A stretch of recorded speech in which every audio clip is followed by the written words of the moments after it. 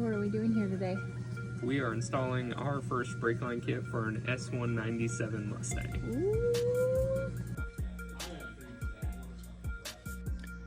Okay, so here's a general layout of the system that we created. So for the rear brakes, we are just running straight pressure off of this front port to a T, and these two feed the rear junction that is in the wheel well.